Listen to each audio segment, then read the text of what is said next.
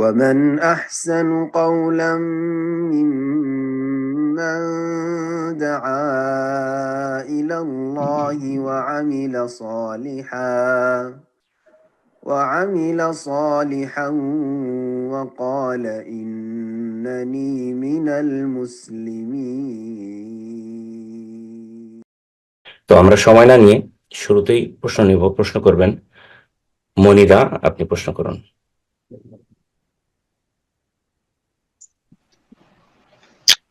আসসালামু আলাইকুম, আমি কানাডা থেকে বলছি। আমার প্রশ্নটা আসলে এই মানে মানুষ মারা যাওয়ার পরে তার গোসল করানো নিয়ে। এখানে মুসলমানদের সংখ্যা খুবই কম, আবার বাংলাদেশি মুসলমানের সংখ্যা আরো কম। এখন এখানে প্রশ্নটা হলো যে এখানে কিছু মহিলা আছে যারা নাচ গান অনুষ্ঠানের সাথে জড়িত, যারা স্টেজে সবসময় প্রোগ্রাম করে, বিভিন্ন কাজে তারা সবসময় আগায় আসে। এখন কেউ কোনো মহিলা মারা গেলে তারা তাদেরকে গোসল করানোর জন্য আবার আগায় আসে। এখন আমার প্রশ্ন হলো যে এই ইসলামে কি কোনো গাইডলাইন আছে যে কারা হলো একজন মুসলমান মহিলা মারা যাওয়ার পরে গোসল দিবে, আর এটা কি সেই মৃত ব্যক্তির জন্য কোনো গুরুত্বপূর্ণ বিষয় কিনা যে কে তাকে গোসল দিল? বিসমিল্লাহির রহমানির রহিম, আলহামদুলিল্লাহ, ওয়াসসালাতু ওয়াসসালামু আলা রাসূলিল্লাহ ওয়া আলা আলিহি ওয়া সাহবিহি আজমাইন। বাদ প্রশ্ন করেছেন যে অমুসলিম দেশে যেখানে বসবাস করছেন সেখানে মুসলিমদের সংখ্যা খুবই কম, আর বিশেষ করে বাংলা ভাষাভাষী মুসলিমদের সংখ্যা আরো কম, যেমন কানাডার কথা বলছেন। আল্লাহ রাব্বুল আলামিন যেখানে রাখবেন যেন দিন দুনিয়ার হেফাজতে রাখুন এবং ঈমান ইসলামের হেফাজত করে আল্লাহর কাছে যাওয়ার তৌফিক দান করেন। তো সেখানে কোনো মানুষ মারা গেলে, মহিলা মারা গেলে বিশেষ করে, তাদের গোসল দেওয়ার জন্য হয়তো ওই রকম নেক মানুষ পাওয়া যাচ্ছে না। এমন কিছু মহিলা আছে যারা নাচ গান করে বা পুরুষ নাচ গান করে, তারা আবার গোসল দেওয়ার জন্য এগিয়ে আসে। তো এই ক্ষেত্রে কি শরীয়তে বিশেষ কোনো দিক নির্দেশনা আছে যে তারা গোসল দিলে চলবে কিনা? তারা গোসল দিলে চলবে না, ইমামাই কানামামা। যদি ভালো মানুষ যারা 5 ওয়াক্ত সালাত আদায় করে, প্রকাশ্য কাবিরা গুনাহ থেকে বেঁচে থাকে, বাহ্যিক ইসলামের বিধিবিধান পালন করে আর প্রকাশ্যে কাবিরা গুনাহ না করে, এইরকম লোক যদি পাওয়া যায় তো তাদেরকে দিয়েই গোসল দেওয়াতে হবে। আর যারা এমনটা নয়, প্রকাশ্য বিভিন্ন পাপে জড়াচ্ছে, যেমন নাচ গান ইত্যাদি প্রকাশ্য পাপ, সবাই জানছে যে মদখোর, প্রকাশ্য পাপ যে সবাই জানছে যে অবাধ মেলামেশা, জেনাকারী ইত্যাদি। তো এদেরকে দিয়ে এসব কাজ করানো জায়েজ নয় যদি উত্তম বিকল্প থাকে। কিন্তু যদি দেখা যায় যে এমন লোক নেই, নাম কি ওয়াস্তে শুধু মুসলিম, তাহলে মুসলিম যখন তারা গোসল দেবে, মুসলিম কমপক্ষে 5 ওয়াক্ত সালাত পড়ে বা সালাত পড়ে, তো তারা গোসল দিবে। এখন যেহেতু নেই সেই জন্য, কিন্তু ভালো মানুষ পাওয়া গেলে ভালো মানুষ গোসল দেবে। আর বিশেষ করে নিকট আত্মীয় গোসল দেওয়ার জন্য জরুরি নয় যে খুঁটিনাটি সব কিছু জানতে হবে বা এরকম কিছু। নিকট আত্মীয়রা বেশি হক রাখে, পরিবারের লোকেরা বেশি হক রাখে। জি, তো এইভাবে চেষ্টা করবে দিন পালনে, আল্লাহ রাব্বুল আলামিন তৌফিক দান করুন। জি, যথাসাধ্য কোনো কাফের যেন গোসল না, কাফের মুরতাদ যেন অথবা অমুসলিম যেন মুসলিমকে গোসল না দেয়। জি, আল্লাহ রাব্বুল আলামিন হেফাজত করুন। আমিন, জাযাকাল্লাহ খায়র। প্রশ্ন করবেন হালিমাতু সাদিয়া, আপনি প্রশ্ন করুন। জি, আসসালামু আলাইকুম শেখ। আসসালামু আলাইকুম ওয়া রাহমাতুল্লাহি ওয়া বারাকাতুহু। আমি নিউ ইয়র্ক থেকে বলছি। তো প্রশ্নটা হলো আমার বোনের হলো 2টা বাচ্চা ছিল, তো আরো ছিল বলতে আছেই। তো ওর যখন 3 নম্বর বাচ্চাটা পেটে আসে তখন ও আল্লাহর কাছে দোয়া করে যে আল্লাহ, আমার যদি মেয়ে হয় তাহলে আমি আরবি লাইনে পড়াবো। তো ও আল্লাহর কাছে দোয়া করছে এবং ওর যখন বাচ্চা হয়েছে, মেয়ে বাবুই আল্লাহ দিয়েছেন। কিন্তু এখন যখন স্কুলে পড়ানোর মতো হয়েছে তখন ও মানে মাদ্রাসায় আর ভর্তি করায়নি, না করায় বাংলা লাইনেই পড়াচ্ছে। তো এতে কারণটা হলো ও ভয় পাচ্ছে মাদ্রাসার পরিবেশ বা পেপার পত্রিকায় অনেক দুর্ঘটনা দেখে, আবার মেয়েকে ওখানে রাখতে হবে, সেজন্য সে একটা ভয় বা একটা বিপদ আশঙ্কা করে, তার সবসময় একটা আতঙ্ক কাজ করে। তো এই জন্য সে বাংলা লাইনে পড়াচ্ছে। তো এতে করে মানে তার মানে কোনো গুনাহ হবে কিনা, বা তার এই ক্ষেত্রে কি করণীয়? যে সে তো আল্লাহর কাছে ওয়াদাবদ্ধ হয়েছিল, কিন্তু সেটা তো করতেছেন না। এখন সে কি করতে পারে? প্রথম কথা, তিনি মান্যত করেছেন, আমার ছেলে হোক অথবা মেয়ে হোক, মান্যত করলাম আমার এই বাচ্চা মেয়ে যদি হয় তাহলে আরবি পড়াবো। আচ্ছা, এখানে মেয়ে হইলে আরবি পড়াবো আর ছেলে হইলে আরবি পড়াবো না কেন? তো নিয়তে তো অসততা আছে, আল্লাহ হিদায়াত দান করুন। তো যাই হোক, তারপরে মেয়ের সম্পর্কে মান্যত করেছেন, নজর মান্যত করেছেন যে মেয়ে হইলে আমি তাকে আরবি পড়াবো, ইসলামিক লাইনে পড়াবো। এখন পড়াচ্ছেন না, স্বেচ্ছায় পড়াচ্ছেন না, নিরুপায় নয়, তাহলে তিনি নিঃসন্দেহে গুনাহগার, তিনি ফরজ ত্যাগকারী। কারণ মান্যত পুরা করা ফরজ, মান্যত করা জায়েজ, মুস্তাহাব নয়, উত্তম নয়। কিন্তু মান্যত করে নিলে সেটি যদি বৈধ হয়, শিরকি মান্যত না হয়, বেদাতি মান্যত না হয়, পাপের কাজের মান্যত না হয়, জায়েজ বা নেকির কাজের মান্যত হয়, যেমন আমি আরবি পড়াবো, ভালো কাজের মান্যত, তাহলে ওয়ালিউফু নজুরহুম, আল্লাহ কোরআন এখানে বলছেন তারা যেন তাদের মান্যত গুলি পুরা করে। মানত পুরা করা ফরজ। তাহলে তিনি যে মানত পুরা করেননি, এখন বাংলা লাইনে বা ইংরেজি লাইনে, যে লাইনে হোক, মানে ইসলাম ছাড়া পার্থিব শিক্ষা শিখাচ্ছেন, তিনি ফরজ ত্যাগ করছেন, ফরজ ত্যাগের গুনাহ হবে তার জন্য তওবা করা ফরজ। আর তওবার একটি দিক হচ্ছে, যদি সম্ভব হয় এখনো সংশোধন করে তাকে আরবি লাইনে পড়ানো। আর সেটা যদি একান্ত না করে, আল্লাহর কাছে তওবা করবে, আল্লাহ ভালো জানেন তার তওবাতে কতটা তার ইখলাস থাকবে এবং আল্লাহ কবুল করবেন না করবেন না, আল্লাহ ভালো জানেন। আর তার সাথে বলবো যে মান্যত যেহেতু পুরা করলো না, সেই জন্য মান্যত পুরা না করলে সেটির ক্ষেত্রে কসমের কাফারা দিবে, কসমের কাফারা দিবে। যদি কেউ কোনো মান্যত করে আর সে মান্যত পুরা করা সম্ভব না হয়, শিরকি মান্যত, হ্যাঁ যদি আমার এই কাজটি হয়ে যায় তাহলে আমি মাজারে একটা খাসি দেব, অথবা আমি একটা মিলাদ মিলাদ অনুষ্ঠান করব, আমি এই করব সে করবো, মেলা বেদাত আছে, বেদাতি কাজ করব, অথবা কোনো গুনহার কাজ করব, আমি আমার গ্রামবাসী সবকে মদ খাও অথবা সিগারেট খাও, হারাম মানে।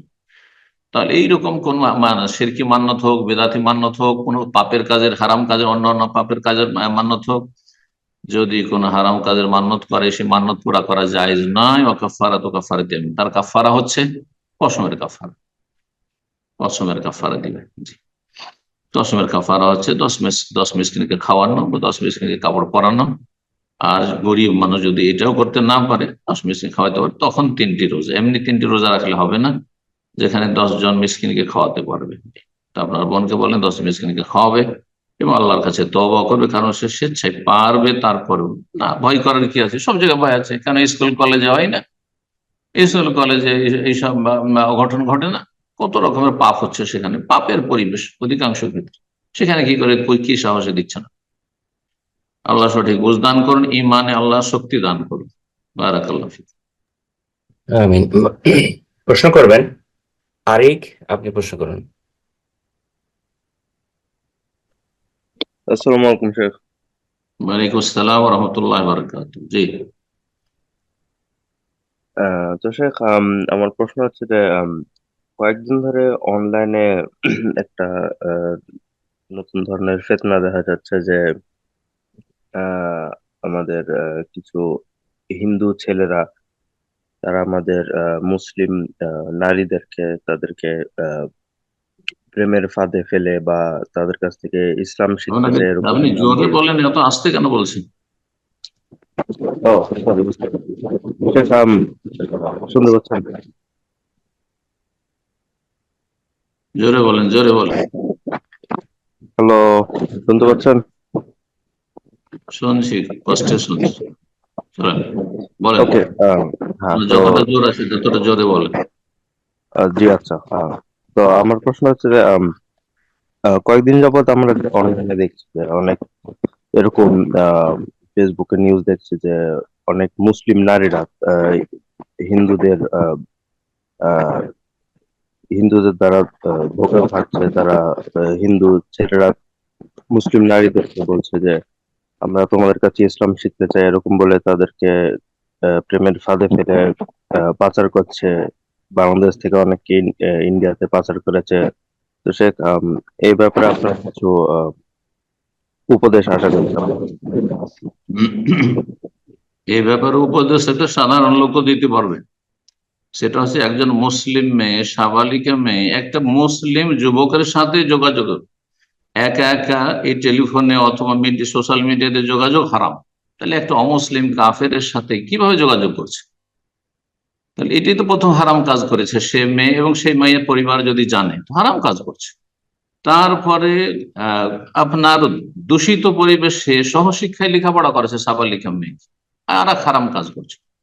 সুযোগ দিয়েছে অভিভাবকরা, বাপ মা সুযোগ পেয়েছে সে মেয়ে, এবং সেই কাফের সুযোগ পেয়েছে মুসলিম মেয়েকে এইভাবে আপনার অসৎ উদ্দেশ্যে সে এইভাবে নিয়ে গিয়ে তাকে মেরে ফেলা অথবা নির্যাতন করার ইত্যাদি ইত্যাদি, এসব যে ষড়যন্ত্র চলছে এগুলি তো সুযোগ আপনারা নিজেরাই দিয়েছেন, আমরা দিয়েছেন। আল্লাহ হেদায়েত দান করুন। জি, শিক্ষার পরিবেশকে ভালো করার তৌফিক দান করুন, সহশিক্ষা থেকে ফিরে আসার মুসলিম জাতিকে আল্লাহ তৌফিক দান করুন, এবং অভিভাবকদেরকে আল্লাহ সচেতন হওয়ার তৌফিক দান করুন। সাবালিকা মেয়ে, তার হাতে স্মার্টফোন থাকবে আর সে সমস্ত ফ্যাসিলিটি ব্যবহার করবে, আর মুসলিম অমুসলিম সৎ অসৎ ফাসিক ফাজের লম্পট সবার সাথে যোগাযোগ করছে। এই সুযোগগুলো কে দিল? এবং এরকমটা কেন করতে যাবে? যে মেয়ে করতে যাবে আর যে মেয়ের পরিবার এরকম সুযোগ দিবে আর এই ক্ষেত্রে শিথিল হবে, আদা খাবে স্বাদ পাবে।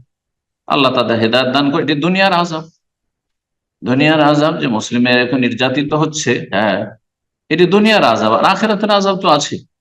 এগুলো দুনিয়ার শাস্তি মুসলিমদের, পাপিষ্ট মুসলিমদের জন্য এগুলো শাস্তি। কোন নেক মানুষ, ভালো মানুষের বাড়িতে এরকম ঘটনা? জি, যদি আল্লাহকে ভয় করে, নিজেদের ক্ষেত্রে বাপ মা এবং নিজের ছেলে মেয়েদেরকে তাদের ইমানি তরবিয়ত আল্লাহকে ভয় করে, কখন এমনটা হবে? কখন এমনটা হবে? আল্লাহ তৌফিক দান করুন, আল্লাহ হেদায়েত দান করুন জাতিকে। আমিন। এ পর্যায়ে প্রশ্ন করবেন হাসান, আপনি প্রশ্ন করুন।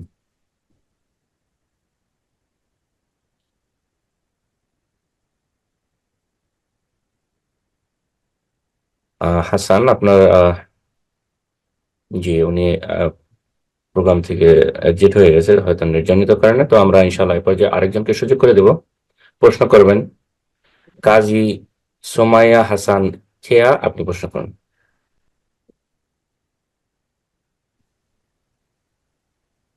জি, আপনার ফোন আসসালামু আনমিউট। আলাইকুম রহমতুল্লাহ। আমি বাংলাদেশের চাঁদপুর থেকে বলছি। জি বলেন। জি শেখ, আমার প্রশ্ন হচ্ছে, আমি আজকে প্রায় 3-4 মাস ধরে আমি আলহামদুলিল্লাহ সালাফে আকীদা লালন করছি। আলহামদুলিল্লাহ আমি বুঝতে পেরেছি যে কোনটা সঠিক।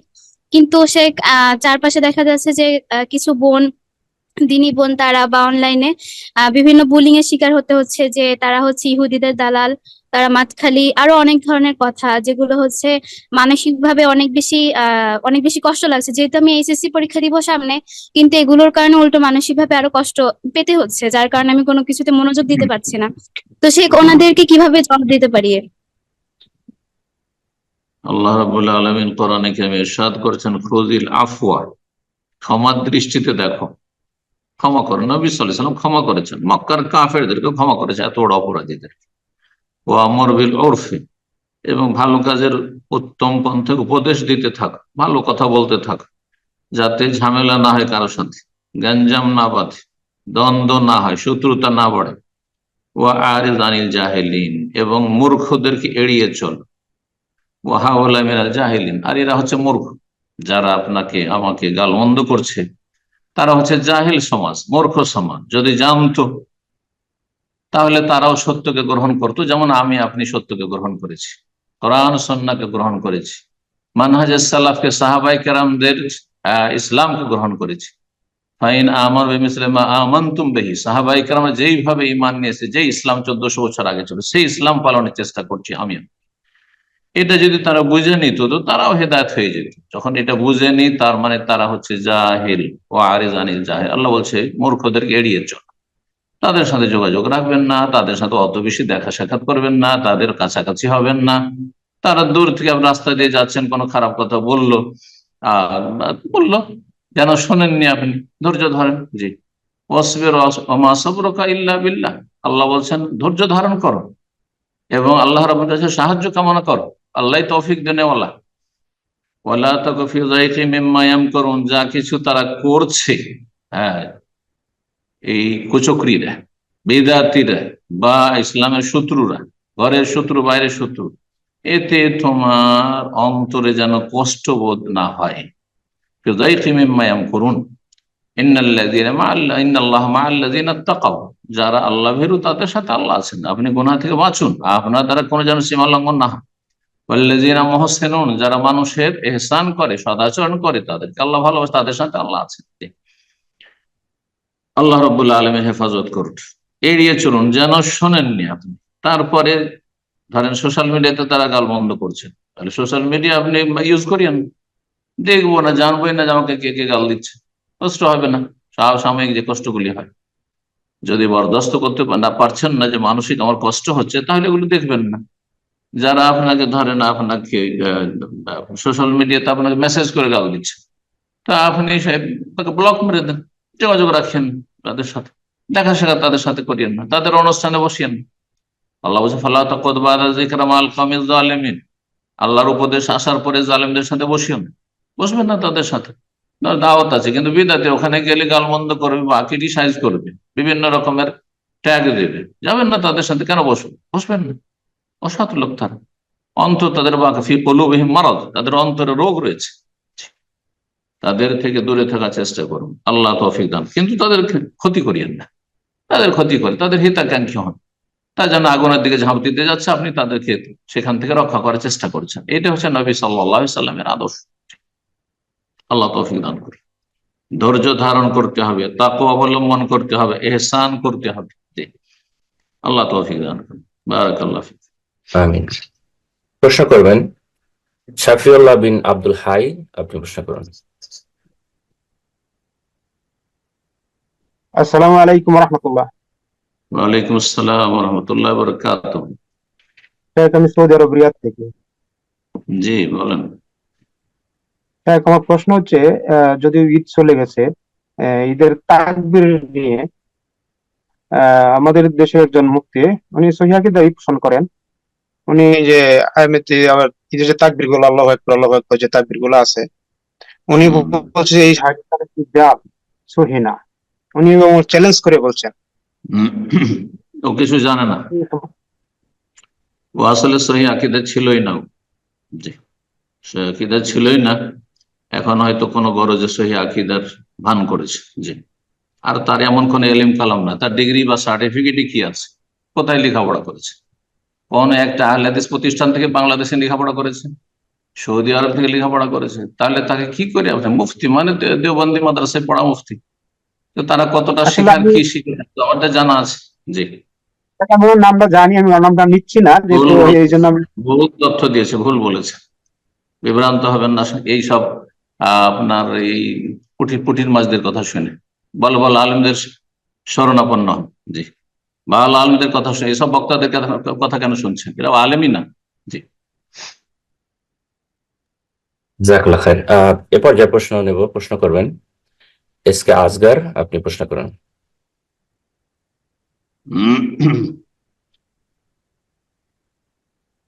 জি, এস কে আসগার, ফোনটা আনমিউট করে নিন, প্রশ্ন করুন। জি, আসসালামু আলাইকুম রহমতুল্লাহ, কেমন আছেন? আলহামদুলিল্লাহ। ওয়ালাইকুম আসসালাম ওয়া রাহমাতুল্লাহি ওয়া বারাকাতুহু। জি বলেন। জি, আমি সৌদি আরব থেকে বলছি, শেখ আসগর আলী। জি, আমি আপনার অনলাইনে নিয়মিত ছাত্র, প্রায় আপনি জোরে জোরে শুনছি। জি জি। তো আমি কালকে 2-3 দিন আগে আমি একটা বয়ান করেছেন যে সেই একটা গোত্র আসলো নবী সাল্লামের কাছ থেকে, বললো সুসংবাদ নাও, তারপরে ওরা চেয়ে বসলো, তারপরে ইমাম থেকে একজন আসলো, বললো তোমরা সুসংবাদ নাও। এই সেই সুসংবাদটা কি, সে ওইটা বয়ানে শুনলাম না, একটু যদি বলতে সেই সুসংবাদটা। সবচাইতে বড় সুসংবাদ মুমিনদের জন্য জান্নাতের। তো মূল উদ্দেশ্য নবী সাল্লাল্লাহু আলাইহি সাল্লামের ইকবালুল বুশরা, তোমরা সুসংবাদ গ্রহণ করো মানে তোমাদের জন্য জান্নাত রয়েছে। তোমরা যদি এই ইমানের উপর অটল অবিচল থাকো, যে ইমান নিয়ে এসছো, ইসলাম গ্রহণ করেছো, তাহলে তোমরা জান্নাতের সুসংবাদ নাও। কোরআনে কারিমে আল্লাহ বলছে ওয়াবশিরু বিল জান্নাতিল্লাতী কুনতুম তুআদুন, তোমরা সুসংবাদ নাও সেই জান্নাতের যা তোমরা প্রতিশ্রুত হয়েছে, যার ওয়াদা করা হয়েছে, জান্নাতের সুসংবাদ। তার সাথে দুনিয়া আখিরাতের সার্বিক কল্যাণের সুসংবাদ। নবী সাল্লাল্লাহু আলাইহি ওয়াসাল্লামের প্রতি ঈমান নিয়ে আসবে, রব্বুল আলামিনের প্রতি ঈমান নিয়ে আসবে, তার জন্য দুনিয়ার বালা মুসিবত কিছুই না, তুচ্ছ। জি, তাদের জন্য মহাপুরস্কার রয়েছে, দুনিয়ায় আল্লাহর কাছে সম্মানিত, রবের কাছে সম্মানিত। জি, এবং ভালো মানুষরা ভালো মানুষকে ভালোবাসে। সুসংবাদ সবকিছুকে সামিল, কিন্তু সবচেয়ে বড় সুসংবাদ হচ্ছে জান্নাতের, সেই জান্নাতের সুসংবাদের কথা বলেছে। সেই সময় নবী সাল্লাল্লাহু আলাইহি ওয়াসাল্লামের কাছে হয়তো আপনার বাইতুল মালে এমন কোন সম্পদ ছিল না দেওয়ার মতো, আর তারা চেয়ে ফেলেছিল বনু তামিমের কিছু লোকেরা। তখন নবী সাল্লাল্লাহু আলাইহি ওয়াসাল্লাম অসন্তুষ্টি প্রকাশ করেছিলেন, আর তারপরে ইয়ামানের কিছু লোকেরা আসলে প্রতিনিধি, তাদেরকে বলে তারা সাদরে গ্রহণ করলেন। ইয়ামানের আহলুল ইয়ামান বা সৌদি আরব দক্ষিণ অঞ্চলে যারা, তাদের প্রশংসা বেশ কিছু হাদিসে এসেছে। আল ঈমান ও ইয়ামানিন ওয়াল হিকমাতু ইয়ামানিয়াতুন, মূল ঈমান, আসল ঈমান ইয়ামানে রয়েছে। জি, সেখানকার মানুষের মধ্যে নিঃসন্দেহে ভালো কিছু বৈশিষ্ট্য তখন ছিল, এখনো থাকতে পারে। জি, যার ফলে নবী সাল্লাল্লাহু আলাইহি ওয়াসাল্লাম তাদের প্রশংসা করেছেন। বারাকাল্লাহ। আমিন। প্রশ্ন করবেন তোহা, আপনি প্রশ্ন করুন।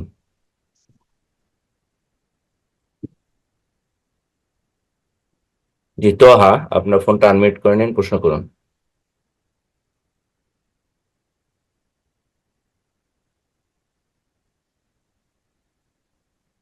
ইনশাআল্লাহ আমরা এই পর্যায়ে আরেকজনকে সুযোগ করে দেব। প্রশ্ন করবেন এমডি মাহবুবুল ইসলাম, আপনি প্রশ্ন করুন। ওয়ালাইকুম আসসালাম মাহবুবুল ইসলাম, আপনাকে একটু আমি জি তো আপনি আমার আসলে আনমিউট হচ্ছিল না। জি প্রশ্ন করুন, আপনি আপনাকে আমরা শুনতে পাচ্ছি, আপনি। জি আসসালামু আলাইকুম শায়েক, আমি বাংলাদেশ থেকে বলছিলাম। তো আমার প্রশ্নটা ছিল, আমার আব্বা একটা বিল্ডিং তৈরি করছে। তো ওই বিল্ডিং এ আমাদের আবাসিক এলাকায় বিল্ডিং, তো আমরা আবাসিক এলাকায় বাণিজ্যিক ভাড়া দিছি আর কি, ধরেন গোডাউন, কর্পোরেট অফিস, কারণ একটু বেশি ভাড়া পাওয়া যায়। তো এখন এটার খুব সম্ভবত সরকারি অনুমতি নাই, এবং এইভাবে আমাদের এলাকায় অনেকেই ভাড়া দিচ্ছে। তো আমরা ইউটিলিটি বিল গুলাও কিছু ডোমেস্টিক রেটে দেই, কিছু কমার্শিয়াল রেটে দেই। তো এখন এই ভাড়া টাকাগুলো কি হালাল হবে কিনা, এটা নিয়ে আমার প্রশ্নটা ছিল। সরকারের অনুমোদন নাই? আমি যতটুকু জানি আবাসিক এলাকায় অনুমতি নাই। সরকারের পক্ষ থেকে অনুমোদন যদি না থাকে, তাহলে অবৈধ কাজ করা যায় না কোনো মুসলিমের। সরকার যে কোনো আইন তৈরি করেছে এই ধরনের, যে এই আবাসিক এলাকা এগুলি চলবে না, এতে নিঃসন্দেহে বৃহৎ স্বার্থ রয়েছে। নিঃসন্দেহে আপনার আমার জনগণের সে এলাকার বাসিন্দাদের বৃহৎ স্বার্থ রয়েছে, যার ফলে সেটা লঙ্ঘন করে, আইন লঙ্ঘন করে এইসব কাজ করা জায়েজ নয়। কাজটি গুনার কাজ, এতে কোনো সন্দেহ নেই। ওয়াউলিল আমরি মিনকুম, মুসলিম শাসকদের আনুগত্য করতে বলা হয়েছে। আল্লাহ ফরজ করেছেন আনুগত্য করা বৈধ কাজের ক্ষেত্রে, হারাম কাজের ক্ষেত্রে নয়। আপনাকে কোনো হারাম কথা বলেনি, এই এলাকায় এই কাজগুলি করবেন, আবাসিক এলাকাতে এই কাজগুলি চলবে, তো এগুলো মেনে চলতে হবে। সুতরাং এইভাবে সেখানে গোডাউন তৈরি করা জায়েজ নয়, জায়েজ নয় তো ভাড়া দেওয়া জায়েজ নয়। জি, জাযাকাল্লাহ খায়ের। প্রশ্ন করবেন এমডি মাহবুবুল ইসলাম, জি আপনার ফোনটা আনমিউট করে নিন, প্রশ্ন করুন। আসসালামু আলাইকুম রহমতুল্লাহি ওয়া বারাকাতুহু। সম্মানিত শায়েখ, আশা করি আলহামদুলিল্লাহ ভালো আছেন। হুজুর, শায়েখ, প্রশ্ন ছিল বর্তমান সম্প্রতি বাংলাদেশে রাসেল ভাইপার এই সাপটা নিয়ে খুব আতঙ্ক, লিসবন পর্তুগাল থেকে। পর্তুগালে আছেন আপনি? যাক, বাংলাদেশে ভাইপার, আপনার পর্তুগালে তো নেই না? না, সোশ্যাল মিডিয়াতে দেখতেছি সবচেয়ে আলোড়ন সৃষ্টি হয়েছে, এই জন্য সম্মানিত। আল্লাহ হেফাজত করুক, ভালো মানুষদের আল্লাহ হেফাজত করুক। জাযাকাল্লাহ খায়ের।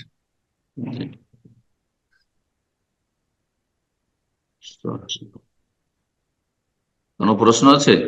এটাই প্রশ্ন, এটাই প্রশ্ন ছিল, মানে আমরা কিভাবে দেশের মানুষকে কি করতে পারে। আল্লাহকে ভয় করুক, সতর্কতা অবলম্বন করুক। আল্লাহ বলছে খুজু হিজরাকুম, তোমরা সতর্কতা অবলম্বন করো।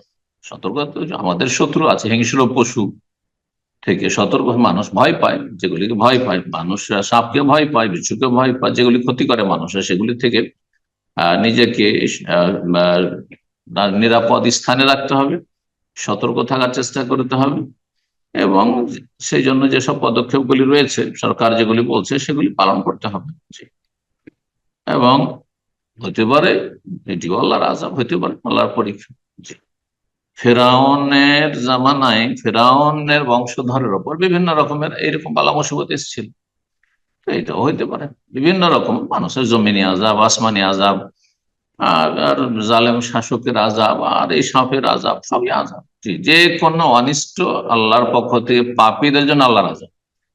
নেক মানুষ, ভালো মানুষদের জন্য ভালো মানুষ তারপরেও যদি এইরকম সম্মুখীন হয় বালা মুসিবতের, তাহলে এটি আল্লাহর পক্ষ থেকে ইবতিলা, পরীক্ষা।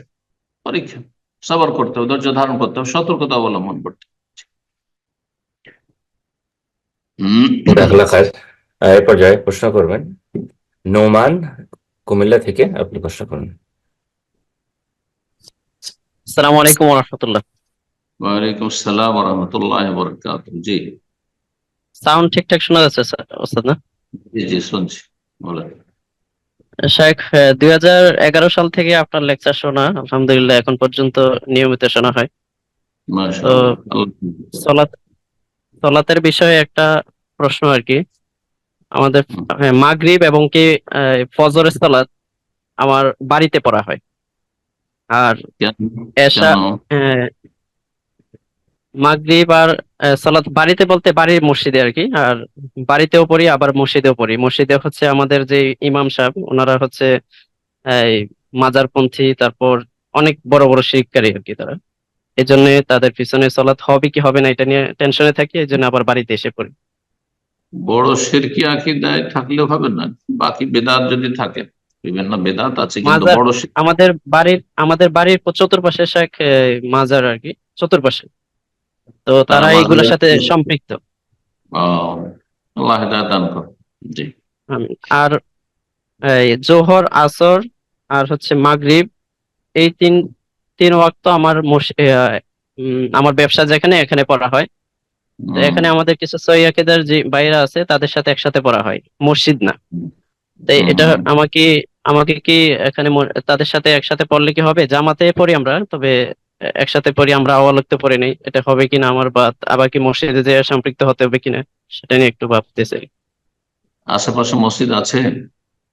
মসজিদ আছে, কিন্তু ওইগুলা হানাফি মসজিদ, যেটা দেওবন্দি আকীদার যারা তাবলীগ জামাত হয়। তো বড় শিরক, প্রকাশ্য বড় শিরক নাই, প্রকাশ্য বড় শিরক তাদের মধ্যে নেই, থাকলেও গোপনীয় আছে। তাদের মুরব্বীদের খেতাবাদিতে ওয়াদাতুল ওজুদ হুলুল এসব আছে, কিন্তু তারা সবাই যে বিশ্বাস করে বলা যাবে না, কারণ যেহেতু প্রকাশ্য তাদের আমলে দেখি না। তো এই জন্য তাদের সাথেই সালাত আদায় করতে হবে। জামাতে সালাত আদায় করা হচ্ছে ওয়াজিব, আর কারো মতে সুন্নাতে মুআক্কাদা, কারো মতে ফরজে কিফায়া, এক কথায়। আর আপনার আউয়াল ওয়াক্ত সালাত আদায় করা মুস্তাহাব, সুন্নাহ, উত্তম কাজ। আউয়াল ওয়াক্ত সালাত আদায় করা সুন্নাতে মুআক্কাদাও না, ওয়াজিব ফরজ তো নাই। তাহলে দুটো যদি পাশাপাশি থাকে, তো আপনি আউয়াল ওয়াক্ত পড়ার জন্য একমাত্র বলা যেত আসরে অনেক বিলম্ব করে, যেহেতু হানাফিরা এই সালাত অপছন্দনীয় অক্তে নিয়ে চলে যায় তারা, আর ফজর সূর্য ওঠার কাছাকাছি নিয়ে চলে যায়। এই দুটো অক্তে আপনি পড়ে নেবেন, কারণ ওরা একবারে মাকরুহ, অপছন্দনীয় সময় তারা সালাত আদায় করছে স্বেচ্ছায়। তো বাকি সালাত আপনি তাদের সাথে পড়ার চেষ্টা করবেন। জোহর বা অন্যান্য যে সালাতগুলিতে তাদের সাথে বেশি সময়ের ব্যবধান নেই, হয়তো 10 মিনিট 15 মিনিটের ব্যবধান, আধা ঘন্টার ব্যবধান আছে, সমস্যা নেই। জোহর হচ্ছে 12টায়, আর তারা পড়েছে হয়তো 12:30 বা 1টায়, তো পড়েন, তাতে কোনো অসুবিধা নেই, কোনো অপছন্দনীয় কাজ নেই, জায়েজ আছে। কিন্তু আসর হচ্ছে ধরেন 3টায়, ওরা পড়বে 4:30 5টায়, আধা ঘন্টা 40 মিনিট পর সূর্য ডুবে যাবে, তো এটা অপছন্দনীয় কাজ। তো ওই ক্ষেত্রে আপনি পড়ে নেবেন সাথীদেরকে নিয়ে, এক কথায় সাথীর সঙ্গে নিয়ে দোকানের আশেপাশে কোনো মসাল্লা থাকা জামাত করেন, জামাত হয়ে যাবে, কিন্তু সেই মসজিদের জামাতই হচ্ছে আসল জামাত। মসজিদে জামাতি হচ্ছে আসল জামাত। ওয়ারকাউ মার রাকেন মানে এই নয় যে কোনো জায়গায় শুধু জামাত করলে হয়ে গেল। তাহলে মানুষ ঘরে ঘরে জামাত করে নিবে, যাদের বাড়িতে কয়েকজন আছে তারা জামাত করে নিবে সবসময়, এটা তো চলবে না। মসজিদ কিসের জন্য? হ্যাঁ, বড় শিরক থাকে তাহলে বলবো যে হ্যাঁ, তাহলে সেই ক্ষেত্রে আপনারা জামাত করে নেবেন জি নিজেরাই। বারাকাল্লাহ ফিক। আমিন। পরবর্তী প্রশ্ন নেব তানভীর। তার পূর্বে যারা ইনবক্সে প্রশ্ন লিখে পাঠাচ্ছেন তাদের উদ্দেশ্য বলছি, এখানে লিখিত প্রশ্ন নেওয়ার সুযোগ নেই, তো আপনারা হ্যান্ড রেজ করুন ইনশাআল্লাহ। যদি আপনারা এই সপ্তাহে সুযোগ পেয়ে যান তো আলহামদুলিল্লাহ, না হলে আপনারা আগামী সপ্তাহে হ্যান্ড রেজ করে সরাসরি প্রশ্ন করবেন ইনশাআল্লাহ। তো এ পর্যায়ে প্রশ্ন করবেন তানভীর। জি, আপনি প্রশ্ন করুন। আসসালামু আলাইকুম ওয়া রাহমাতুল্লাহি ওয়া বারাকাতুহু। তাকাব্বালাল্লাহু মিন্না ওয়া জি বলেন। শেখ, আমি লন্ডন থেকে বলছি। কেমন আছেন? ভালো আছেন আশা করি, আলহামদুলিল্লাহ। বলেন।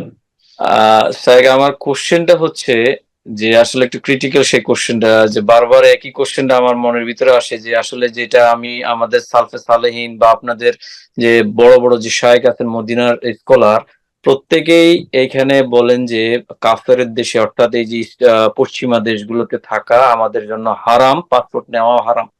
কিন্তু আমার কোশ্চেনটা হচ্ছে যে এখানে আবার কিছু আমাদের আহলে হাদিসের যারা মদিনা থেকে আসছেন এইখানে তারা আবার বলেন যে এই দেশের মাটি, এই দেশে যদি আমরা থাকি কিছু দাওয়ার কাজ যদি করি তাহলে মাটিও নাকি আমাদের জন্য দোয়া করবে।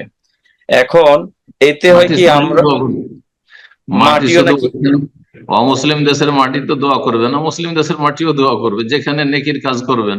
জি জি, এখন এইখানে কোশ্চেনটা হচ্ছে যে আমাদের আহলে হাদিসের মানুষটা নাম্বার 1 কম, তার ভিতরে যারা দুই একজন আছে তারা ওই নিজেরা পার্সোনালি আমরা ইবাদতে মশগুল থাকি, মৌলিক বেসিক দিনগুলোতে আমরা সম্পৃক্ত।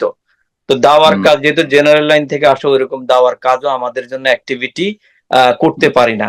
তো যেটা মেইন কোশ্চেন সেটা হচ্ছে যে আমাদের কি অ্যাকচুয়ালি আমার অন্যদের হিসাব না, যে এই যে আমাদের প্রত্যেক ওয়েস্টার্ন ইউরোপ এত যে মুসলিম, এত যে আমরা সবাই থাকতেছি, আসলে কি আমাদের অবস্থানটা কি হবে? এটা কি আসলে কোরআন হাদিসের ভিত্তিতে আসলে কি যদি বেসিক ইবাদত গুলো আমরা কমপ্লিট করতে পারি তাহলে কি আমাদের থাকা জায়েজ আছে, নাকি অ্যাকচুয়ালি যত দ্রুত সম্ভব আমাদের এই দেশ থেকে ত্যাগ করাটাই উত্তম? এটা একটু কাইন্ডলি আপনার এই কোশ্চেনে, আপনাকে এই কোশ্চেনটা অনেক দিন ধরে করব বলে দীর্ঘ কয়েক বছর অপেক্ষা করে এখন আবার ইনশাল্লাহ পেলাম আপনাকে। আল্লাহ তাআলা আপনাকে নেক হায়াত দিক। আর এটা যদি একটু সমাধান দেন হয়তো সাইকোলজিক্যাল একটা মেন্টালি সিকনেস থেকেও বাঁচা যাবে ইনশাল্লাহ, আশা করি। একটু দোয়া করবেন। জাযাকুমুল্লাহ খাইরান। আপনি হয়তো আলোচনা শোনেননি, আমার দীর্ঘ আলোচনা আছে, বিস্তারিত আলোচনা আছে। সমস্ত শর্ত সহ যদি থাকা যায়, কিছু শর্তের সাথে থাকতে হবে, আর যদি এই শর্তগুলো বিদ্যমান না থাকে তো থাকা যাবে না। বিস্তারিত আলোচনা লেকচার আছে, আর তার আগে শেখ সালেহ আল ফৌজানের লিখনী আছে এবং তার ফতোয়া আছে। কথা বোঝা গেছে? তো সেগুলো যদি আসলে আপনি পড়েন তাহলে আপনার জন্য আরো স্পষ্ট হয়ে যাবে। তবে সংক্ষেপে আমি বলবো যে সবার জন্য অমুসলিম দেশে থাকা নাজায়েজ নয় আর জায়েজও নয়। সবার জন্য জায়েজ আর সবার জন্য নাজায়েজ, এই ফর্মুলা চলবে না। যেখানে এমন অমুসলিম দেশ যেখানে সংখ্যাগরিষ্ঠ, একটা অমুসলিম মানে সংখ্যাগরিষ্ঠ অমুসলিম এটা, আর তারপরে সেখানে ইসলাম পালন করা বেশ জটিল হয়ে যাচ্ছে, বরং ফিতনার আশঙ্কা খুব বেশি রয়েছে। আপনার জন্য হয়তো নাও থাকতে পারে, আপনি গেছেন 40 বছর বয়সে বা 30 বছর 35 বছর বয়সে, মজবুত ইমান নিয়ে গেছেন, আর টিকে থেকে গেলেন, আর বাঁচবো কতদিন, আর আল্লাহ বিল্লাহ করে মসজিদ বাড়ি এই করে থেকে গেলেন। কিন্তু আপনার আগামী প্রজন্ম, আপনার ছেলে মেয়েদের কি হবে? আপনার ছেলে মেয়েরা কি আপনার আয়ত্তে আছে? আর তাদেরকে আপনার আয়ত্তে, আপনার কন্ট্রোলে থাকতে দেবে? সেখানকার যে আপনার যে আইন কানুন, নাকি আপনার কাছ থেকে কেড়ে নিয়ে চলে যাবে যদি আপনি একটু চাপ সৃষ্টি করেন, বল প্রয়োগ করেন? ইসলাম বলছে বল প্রয়োগ করে তাকে সালাত পড়ে, বল প্রয়োগ করে ইসলামের বিধিবিধান পড়ে, বল প্রয়োগ করে পাপ থেকে বাঁচাইতে হবে। দেখি মুনকার অন্যায় যদি দেখেন তাহলে প্রথম হচ্ছে বল প্রয়োগ করা। তো বল প্রয়োগ করার তো সেখানে অধিকারী নেই, আপনার নিজের ছেলে মেয়েদের ওপর, স্ত্রীর ওপর কোনো অধিকার নেই। তাহলে সেখানে আপনার আগামী প্রজন্ম কোন দিকে যাচ্ছে এটা দেখার বিষয়। আর এদের সম্পর্কে কিন্তু আপনি আল্লাহর কাছে মাসউল, জিজ্ঞাসিত হবে। আপনাকে জবাব অবশ্যই দিতে হবে। তো এই ক্ষেত্রে সংক্ষেপে বলি, যেহেতু প্রশ্নের উত্তর এই লেকচার দেওয়ার সময় নেই, আলমারা যেটা বলেছেন যে এমন ব্যক্তি, প্রথম কথা আপনি মুসলিম দেশ থেকে অমুসলিম দেশে যাচ্ছেন না অমুসলিম দেশ থেকে অমুসলিম দেশে যাচ্ছেন, এটা একটা দেখার বিষয়। বাংলাদেশ, সৌদি আরব, পাকিস্তান এইসব দেশ থেকে, মুসলিম দেশ থেকে আপনি যাচ্ছেন, হ্যাঁ মেসর এইসব দেশ থেকে যাচ্ছেন আপনি অমুসলিম দেশে, তাহলে জায়েজ নাই। আপনি মুসলিম দেশ থেকে কেন যাবেন অমুসলিম দেশে? কিন্তু অমুসলিম দেশ থেকে অমুসলিম দেশে যখন যাচ্ছেন, কেউ নেপাল থেকে যাচ্ছে আপনার ব্রিটেন, হ্যাঁ, বা ফ্রান্স ছেড়ে দিয়ে বা ইটালি ছেড়ে দিয়ে ব্রিটেন যাচ্ছে, অমুসলিম দেশ থেকে অমুসলিম দেশে, তাহলে তখন বলবো যে দুটো অমুসলিম দেশকে তুলনা করতে হবে যে কোনটা আপনার জন্য দিন পালনের ক্ষেত্রে বেশি সুবিধাজনক। আপনি কোনখানে আপনি দিন চর্চা, আপনার ইমান আমলের হেফাজত করতে পারবেন, আপনার পরিবারকে মমিন মুসলিম বানিয়ে রাখতে পারবেন, ছেলে মেয়েদেরকে কোনখানে। আর আপনার কাছে তৃতীয় বিকল্প কিছু নেই, কারণ মুসলিম দেশগুলিতে নাগরিকত্ব নেই। সত্য কথা বললে মুসলিম দেশে নাগরিকত্ব নেই, যেভাবে অমুসলিমের নাগরিকত্ব দিচ্ছে। তো এখন এইভাবে অস্থায়ী বিদেশে থাকার তো কোনো মূল্য নেই। অস্থায়ী বিদেশে থাকার এমন কোনো মূল্য নেই যে মুসলিম দেশ আপনাকে অস্থায়ীভাবে থাকতে দিচ্ছে, এটাই বিশাল কিছু। শেষ পরিণাম তো আপনাকে ফিরে যেতে হবে আর সেখানে। তো অমুসলিম দেশ থেকে অমুসলিম, এই প্রশ্ন এক সময় আমাকে কিছু ভাইয়েরা করেছিল যে অস্ট্রেলিয়াতে আমাদের জন্য ভালো চান্স আছে, সেখানে মুসলিম হিসাবে আমরা জুলমের শিকার নাই, কিন্তু ফিতনা আছে, ফিতনার আসন ইমানি ফিতনা আছে। আর এমন দেশে আমরা বসবাস করি যেটা অমুসলিম দেশ, আর সেখানে জুলমের শিকার হচ্ছে, মুসলিম মানে জুলমের শিকার। তাহলে এই ক্ষেত্রে কি আমরা এক অমুসলিম দেশ থেকে আর এক অমুসলিম দেশে হিজরত করে যেতে পারবো? যদি বিকল্প না থাকে মুসলিম দেশে যাওয়ার, তাহলে যাবেন। ফত্তাকুল্লাহ মাস্তা, যথাসাধ্য আল্লাহকে ভয় করুন। তারপরে যারা অমুসলিম দেশে যাচ্ছেন মুসলিম দেশ থেকে, তারা দুই শ্রেণীর। একদল হচ্ছেন যারা আলেম দায়ী, যাদের কোরআন সুন্নাহ সম্পর্কে, সহিহ আকীদা মানহাজ সম্পর্কে যথেষ্ট জ্ঞান আছে, তাদের কাছে ইলম আছে এবং তার সাথে দ্বীন আছে, তাকওয়া আছে, তারা যাচ্ছেন। তাদের যদি সৎ উদ্দেশ্য থাকে যে সেখানে গিয়ে দাওয়া ইলাল্লাহর কাজ করব, সেই জাতিকে জাহান্নাম থেকে জান্নাতের দিকে ফিরিয়ে নিয়ে আসবো, তাহলে প্রয়োজনে যেতে পারে। কিন্তু নিজের ছেলে মেয়েদের রক্ষা আগে, নিজের আগামী প্রজন্মের হেফাজত আগে, তারপরে অন্যদের কথা চিন্তা করবে। কারণ আপনার উপর আমার উপর আগে আমার পরিবারের হেফাজত করা ফরজ। কু আনফুসাকুম ওয়া আহলিকুম নার, প্রথম নিজেকে নিজের পরিবারকে জাহান্নামের আগুন থেকে বাঁচান, তারপরে দেশকে, জাতিকে, সমাজকে বাঁচাবার কথা পরে চিন্তা করবেন। আপনার পরিবারে একজনকে যদি জাহান্নামে বাঁচাতে পারেন, আর আপনি গোটা দেশের 1 লক্ষ মানুষ, তার চাইতে গুরুত্বপূর্ণ আপনার পরে আপনার স্ত্রীকে জাহান্নাম থেকে রক্ষা, আপনার ছেলে মেয়েকে জাহান্নাম থেকে রক্ষা করা। তো এখন তাহলে বলি, শেখ সালেহ ফৌজান অন্যান্য আরো ওলামারা বলেছেন যে যেই ব্যক্তি যাবে অমুসলিম দেশে, প্রথম কথা চেষ্টা করবে আমি অস্থায়ী যাচ্ছি, স্থায়ী নয়, স্থায়ী বসবাসের জন্য যাচ্ছি।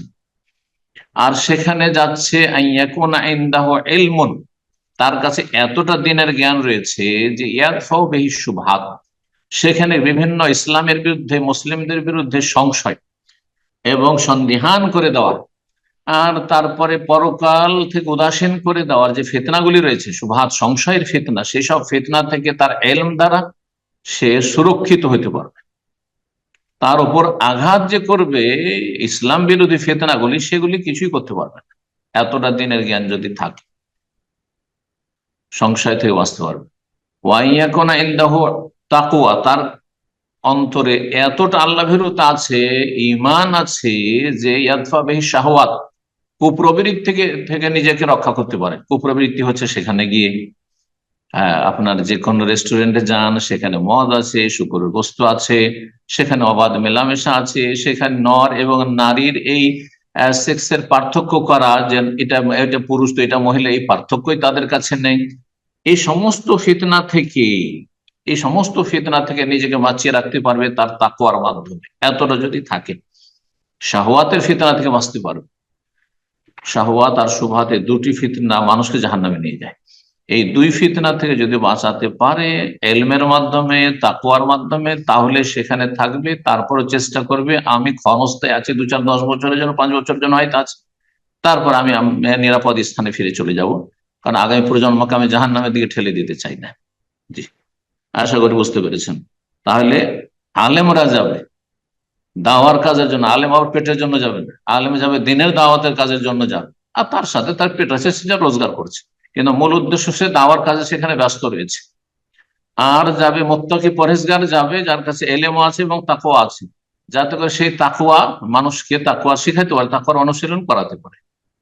আর এমনি সাধারণ মানুষ যাচ্ছে পয়সার জন্য, পেটের জন্য শুধু যাচ্ছে, সুখের জীবন গড়ার জন্য, দুনিয়ার জান্নাতের তলাশে যাচ্ছে, তারা অবশ্যই ফিতনা নিমজ্জিত। আলা ফিল ফিতনাতে সাকাত, তারা অবশ্যই ফিতনা নিমজ্জিত। এই জন্য যারা সেখানে আছেন আল্লাহ হেফাজতের দোয়া করি, এবং দিনের সাথে, দাওয়ার সাথে, এলমের সাথে আর ভালো মানুষদের সাথে জড়িত থাকুন। একটা আপনাদের কোরআন সুন্নাহর অনুসারী ধার্মিক মুসলিমদের সার্কেল থাকবে, সেই সার্কেলের সাথে এক বা অতপ্রত জড়িত থাকুন। মসজিদের সাথে জড়িত থাকুন যতদিন আছেন, দিনের দাওয়ার ক্ষেত্রে সবসময় লেগে থাকুন।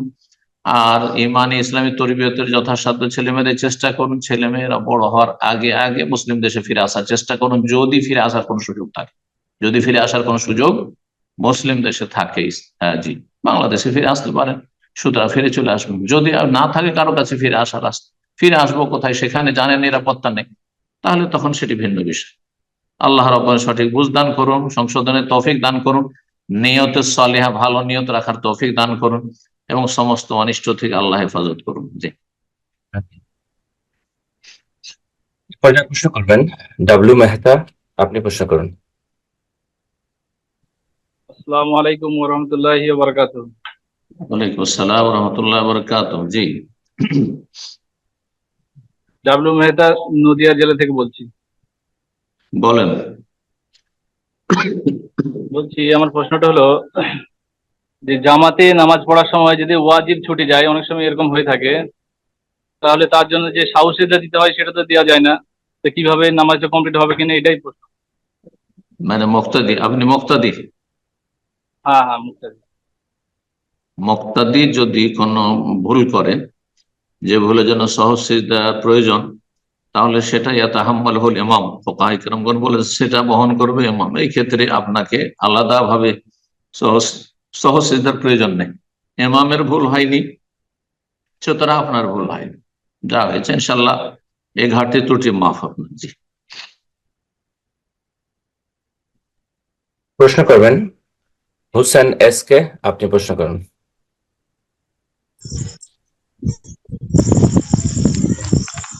আসসালামু আলাইকুম ওয়া রাহমাতুল্লাহি ওয়া বারাকাতুহু। ওয়ালাইকুম আসসালাম ওয়া রাহমাতুল্লাহি ওয়া বারাকাতুহু। জি,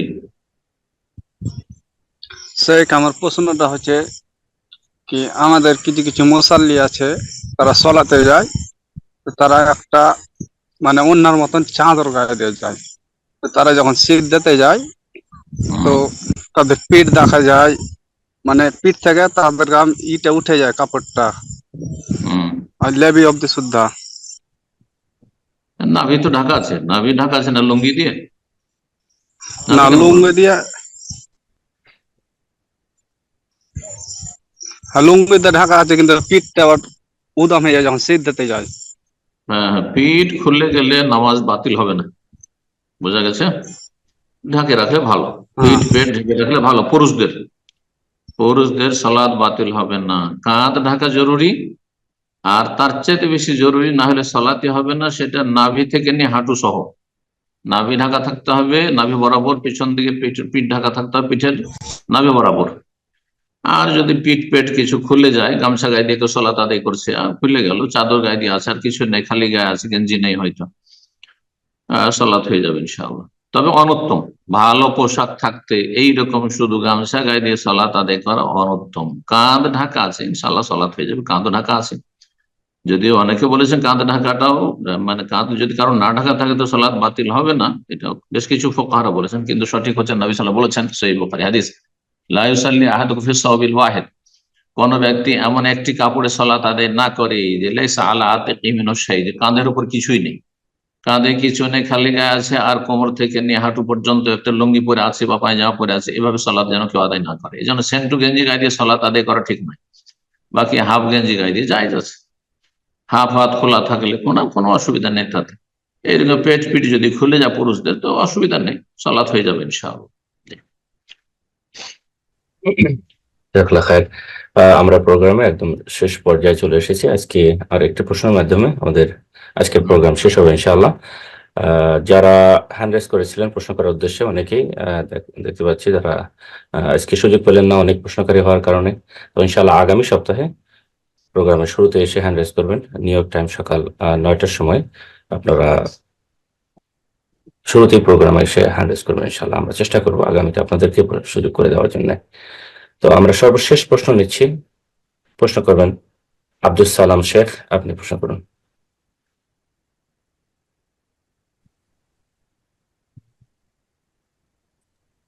জি, আপনার ফোনটা আনমিউট হয়েছে। আসসালামু আলাইকুম সম্মানিত শেখ।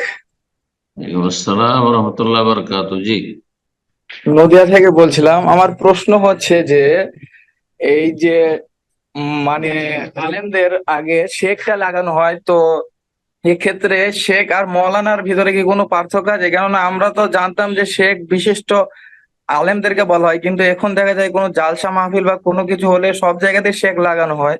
তো এই শেখটা কাদের জন্য লাগানো হয় আর কি, এটা জানতে চাচ্ছিলাম আর কি, কতটুকু কাদের জন্য শেখটা গ্রহণযোগ্য আর কি। মাওলানা হচ্ছে ভারত, বাংলাদেশ, পাকিস্তানের দেশীয় ভাষা। যারা মোটামুটি মাদ্রাসা পড়া কিছুটা আলেম, তাদেরকে প্রথম লেভেল হচ্ছে মৌলভী সাহেব, তারপরে মাওলানা, এগুলো দেশীয়। হ্যাঁ, আর তারপর তখন দিল মহাজ্ঞানী, আল্লামা বানিয়ে দিল। আজকাল তো মাওলানাদেরকে আল্লামা বানিয়ে ফেলেছে মানুষ, বক্তা হইলে আল্লামা হয়ে যায়। ভারত, বাংলাদেশ, পাকিস্তানের ফিতনা এগুলো। মাওলা শব্দটি আল্লাহ ছাড়া অন্যের জন্য জায়েজ, কিন্তু উত্তম নয়। হ্যাঁ, মাওলার বিভিন্ন অর্থ রয়েছে। আল্লাহর ক্ষেত্রে আনতা মাওলানা ফানসুরনা আল কওমিল কাফিরিন, তখন ব্যাপক অর্থপূর্ণ। কিন্তু যখন মানুষের ক্ষেত্রে ব্যবহার হবে তখন সীমিত অর্থে। মাওলা মানে অভিভাবক, হ্যাঁ, পৃষ্ঠপোষক, বা যিনি আমাকে দিক নির্দেশনা দিচ্ছেন, দিন শেখাচ্ছেন, তো মাওলানা বলা জায়েজ আছে, কিন্তু উত্তম নয়। এই জন্য আমাদের আহলে হাদিস ওলামারা আজকে থেকে প্রায় এই 30 বছর 40 বছরের ভিতরে, তার বেশি নয়, এই 30-40 বছরের ভিতরে মাওলানার নামটি আহলে হাদিস ওলামারা বাদ দিয়ে এই শেখ লেখা শুরু করেছে। তো শেখ ভালো ভালো আলেমদেরকে লেখা হয়তো এক সময়, কিন্তু এই 2-4-5 বছর থেকে শেখের ফিতনা আর একটা ফিতনা হয়েছে। যদি কেউ শুধু স্টেজে দাঁড়িয়ে যেতে পারে তাহলে সে শেখ, অথচ ভালো এলম যদি না থাকে তাহলে তাকে শেখ বলা ঠিক নয়, শুধু নামে বলেন। আরে সাহাবাই কেরাম, তাবেইন, তাবা তাবেইন, কি শেখ বলতেন? হ্যাঁ হ্যাঁ, তারা তো সবাই শেখ ছিলেন। আবু বকর, ওমর, ওসমান, আলী, সবাই, আশরা মুবাশশির, অন্যান্য সাহাবাই কেরাম সব, আবু হুরায়রা, শেখ আবু হুরায়রা কোথায় আছে? আচ্ছা, তো আসলে নাম যথেষ্ট। জি, নাম যথেষ্ট। যে নাম বাপ মা রেখেছে সেই নামের চাইতে ভালো নাম আর কিছু হতে পারে না, এই নামই যথেষ্ট। তার সাথে ভাই বলেন, অমুক ভাই, বাস যথেষ্ট। অনেক আলেম আমাদের দেশে, ইন্ডিয়া, বাংলাদেশ, পাকিস্তান আলেম, সাধারণ মানুষ একটা ভাই বলবে, এটা তো মানহানির ব্যাপার সেবার তাদের। আমি এরকম ঘটনা শুনেছি। আল্লাহ হিদায়াত দান করুন, ইখলাস দান করুন, অহংকার মুক্ত করুন। তো শেখ ভালো আলেমদেরকে বললে ঠিক আছে, কারণ যদিও সাহাবায়ে কেরাম, তাবেঈনদের জামানায় শেখ পরিভাষা ছিল না, কিন্তু ইমাম আহমদের যুগে শেখ ছিল। ইমাম আহমদকে শেখ বলতেন তার ছাত্ররা। ইমাম আহমদ কোথায়? আর আজকাল সাধারণ মৌলভী সাহেবকে শেখ, মাদ্রাসা ফারিগ হয়ে এসছে, আর এই শুধু এই মেম্বারে খুতবায় দাঁড়াতে পারছে, একটু স্টেজে দাঁড়াতে পারছে, কিছু বলতে পারে শেখ। না, জেনারেল লাইনে কিছু লেখাপড়া করেছে আর বক্তব্য দিলেন শেখ বানিয়ে, কি দরকার? এগুলো মোটেই ঠিক নয়, এফরাত এবং তাফরিদ বাড়াবাড়ি। তো শেখ ভালো আলেমদেরকে বললে ঠিক আছে। এইরকমই ইমাম ইবনুল কাইয়িম রাহিমাহুল্লাহ বিভিন্ন জায়গায়, ইবনে তাইমিয়া রাহিমাহুল্লাহ তার ওস্তাদকে শেখ বলেছেন, কালা শেখুনা শেখুল ইসলাম ইবনে তাইমিয়া, কালা শেখুনা বলেছেন ইবনুল কাইয়িম। এভাবে কোনো দোষ নাই ভালো আলেমদেরকে শেখ বলতে, কিন্তু সাধারণদেরকে শেখ বলা মোটে উচিত না, এমনকি মাওলানা বলার কোনো প্রয়োজন নেই। কি বা প্রয়োজন রয়েছে? জি, আল্লাহ তৌফিক দান করুন, আল্লাহ হিদায়াত দান করুন সবাইকে। জি, বারাকাল্লাহ ফিক। আমিন। জাযাকাল্লাহ খায়ের শেখ। ইনশাআল্লাহ আজকে এখানে শেষ করা যাক, অনেক সময় হয়ে গেল। জাযাকুমুল্লাহ দোয়া করে খায়ের। শেষ করুন। বারাকাল্লাহ ফিক।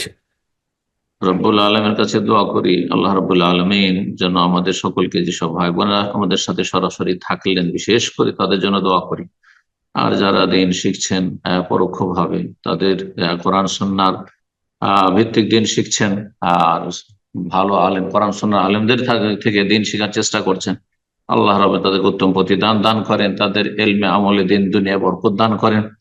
আর বিশেষভাবে দোয়া করি সমস্ত ভাইদের জন্য যারা আমাদের এই জুমের গুরুত্বপূর্ণ প্রোগ্রামটি পরিচালনার ক্ষেত্রে সার্বিক সহযোগিতা আছেন, আল্লাহ তাদের জাযায়ে খায়ের দান করুন, দিন দুনিয়া সার্বিক কল্যাণ দান করুন এবং সমস্ত অনিষ্ট থেকে আল্লাহ হেফাজতে রাখুন।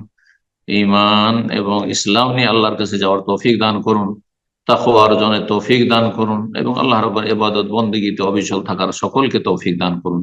ওয়া সাল্লাল্লাহু ওয়া সাল্লাম আলা নবিয়িনা মুহাম্মদ ওয়া আলা আলিহি ওয়া সাহবিহি আজমাইন।